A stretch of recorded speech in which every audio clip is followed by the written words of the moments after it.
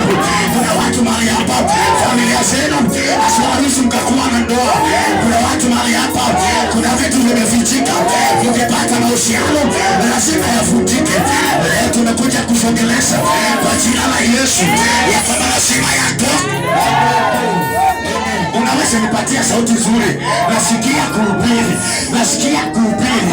Unaweza nipatia sauti nzuri? Maandiko yanasema namna hii ya kwamba wakatipatia wanawake kutoka kwa mji wao walioingia. Kile kitu hawakujua ni kwamba hao wanawake kila wakati wangekuwa na bibi, wangekuwa na bwana, lazima bwana akufe. Kuna wakati unaoa katika kwa familia, lakini kumbe hii familia haiwezi kukalisha mwanaume.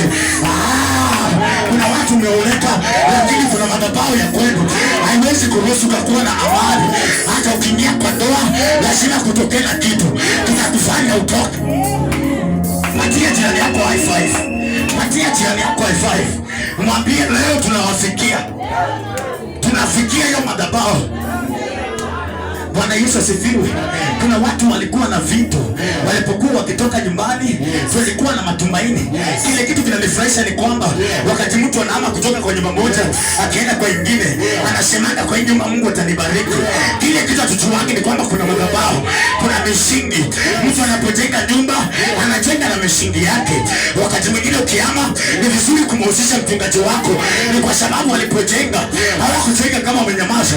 Walikuwa wanasema wakikuja watafilisika, na wewe unakuja unaingia kijinga tu. Ambia jirani yako leo nikihama lazima mchungaji atajua. Nikibadilisha nyumba lazima mchungaji atajua. Bwana Yesu asifiwe. Hao wanawake walikuwa wazuri, walikuwa warembo. Inawezekana ya kwamba wakati hao watumishi wa Mungu walikuwa na waoa, walikuwa na ficha nzuri ya kwamba tutakuwa na watoto, lakini kumbe kulikuwa na maroho. Hatuwezi waruhusu ukapata ujauzito. Kuna wakati unaoa kwa familia, lakini familia kuna roho ya utasa. Hauwezi ukazaa, hauwezi ukazalisha. Sio kwa pesa, sio kwa kazi. Ukipata kazi kwa sababu ya familia ambayo umeoleka ndani, lazima itakwisha. Ukipata ndoa lazima itakwisha. Tumekuja kutangaza kila roho na madhabahu yote ya kwenu inakufuata ipende.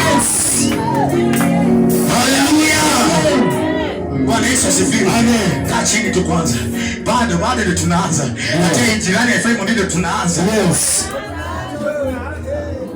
Bwana Yesu asifiwe. Amen. Kuna kitu inaitwa spiritual mapping. Unapoenda kwenye mtu lazima uchunguze. Unapotafuta nyumba lazima uchunguze. Unaomba, je, watu wangapi wameishi kwa hii nyumba? Inawezekana mwenye aliishi alijinyonga kwa nyumba. Hauwezi ukajua, lazima uchunguze tu ndio ujue.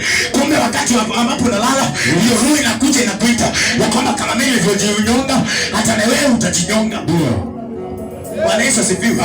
Kuna watu hamwezi mkatulia kwa sababu mahali ambapo mnaishi. Hivi ndio maandiko yanasema ya kwamba na mtumishi wa Mungu Elisha akakufa. Baada ya kukufa akazikwa. Kwa sababu ya vita hakukuwa na mahali pa kumzika. Walimtupa tu kwa shimo. Na alipokufa alikufa na neema, alikufa na mafuta, hakukuwa na mtu akusucceed achukue mafuta.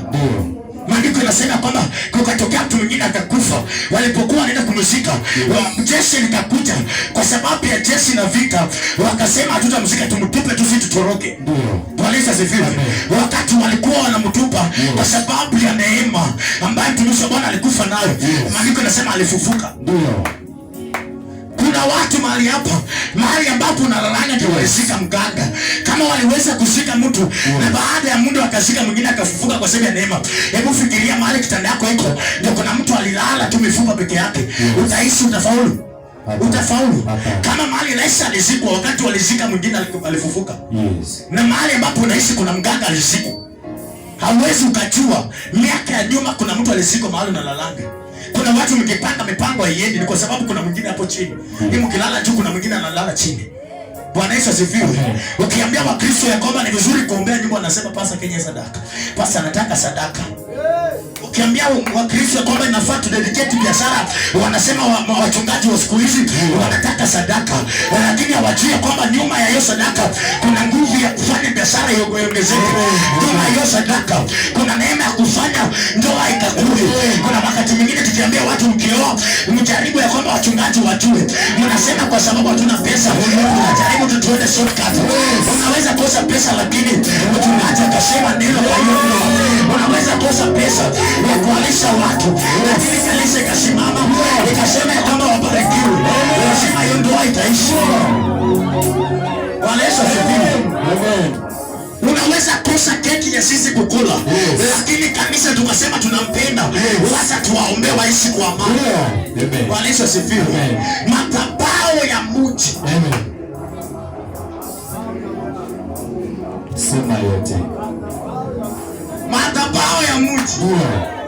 Bwana Yesu asifiwe.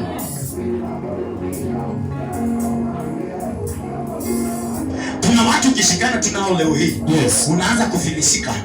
Watu si watu unavyowaona. Kuna watu wana madhabahu ya kufilisika. Wakati unakutana na wao tu, hata kama ulikuwa na pesa, unaanza kuporomoka tu. Unaanza kuporomoka tu.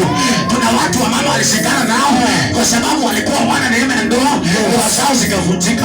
Kuna watu tulishikana nao kwa sababu wako wana neema ya biashara, itanyonya yetu itamaliza. Kwa hivyo kuna wakati mwingine hata pia marafiki kuwachagua, lazima upime ujue, je, huyu rafiki anakaa aje? Anakaa aje? Maandiko yanasema kama mfalme mmoja akaweza kushikana na mfalme mwingine wafanye biashara. Katikati ya hiyo biashara Biblia inasema Mungu akakasirika, akapiga biashara. Walifanya biashara ya meli. Meli sikazama. Ni kwa sababu gani? Mfalme mmoja alikuwa na madhabahu na yupinga biashara. Kwa hivyo wakati unafanya urafiki, lazima ujue effect ya urafiki kwa maisha yako. Kwa kama urafiki unaweza kuharibia ndoa. Sisi wengi tumeona wamepoteza ndoa kwa sababu ya urafiki. Lazima ujue kwamba effect za urafiki ziko. Haleluya. Amen. Inanifurahisha that the city may be good, but there is something that can devour you. Maandiko yanasema kwamba na wakamlilia mtumishi wa Mungu ya kwamba mji huu ni mzuri, lakini unawakula watu wa mji. Mji huu ni mzuri, lakini unazaa mapooza. Kuna wakati tumeingia kwa mji wa Kavangari ni mzuri kwa sababu kuna mabilionea kwa hii mji, lakini kuna watu wanatawala mji. Lazima tuwaweke chini ili tukaweze kutawala. Bwana Yesu asifiwe. Maandiko yanasema kwamba wakamulilia ya kwamba mji huu ni mzuri. Kuna watu mliingia kwa mji huu, waliwasimulia wakawaambia mji ni mzuri, ukiingia unafanikiwa. Lakini watu walipokuja hawakuelewa siri ya kiroho ya kwamba unaweza kuja physically na madhabahu ya kwenda vya kufuata. Madhabahu haihitaji fare kukufuata. Wewe unaweza kosa fare kupanda basi, lakini madhabahu haihitaji fare. Watu maroho haihitaji fare.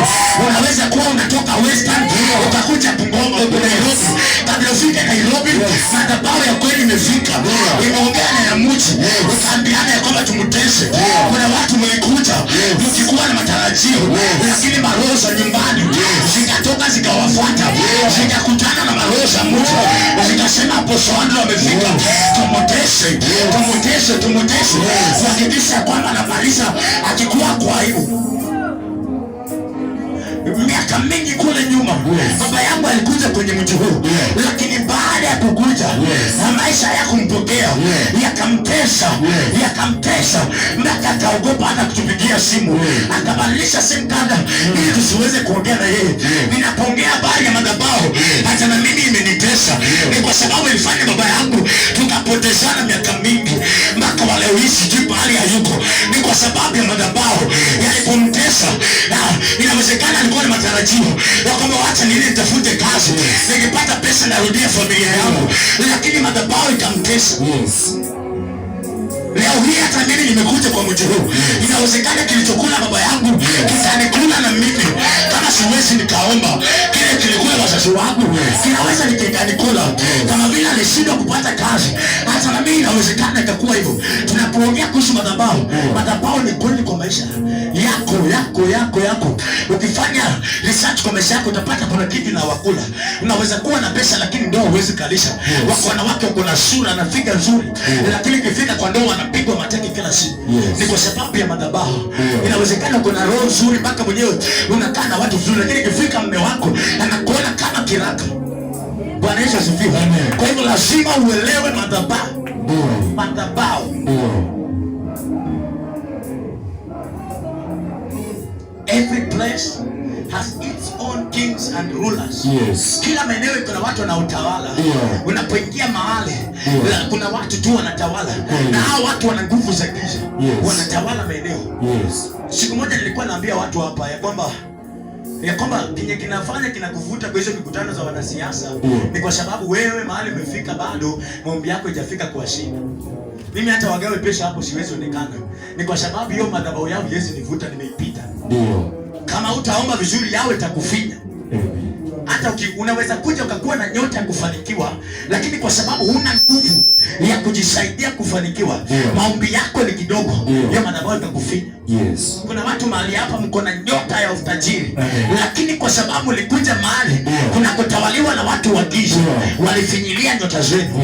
Lakini leo kama mtaamua kuomba, kama mtaamua kufanya vitu, maandiko yanasema kwamba tangu siku za Yohana Mbatizaji, ufalme wa nguvu wa Mungu na wenye nguvu wanauteka ufalme na wenye nguvu. Leo ukiamua kufanya vitu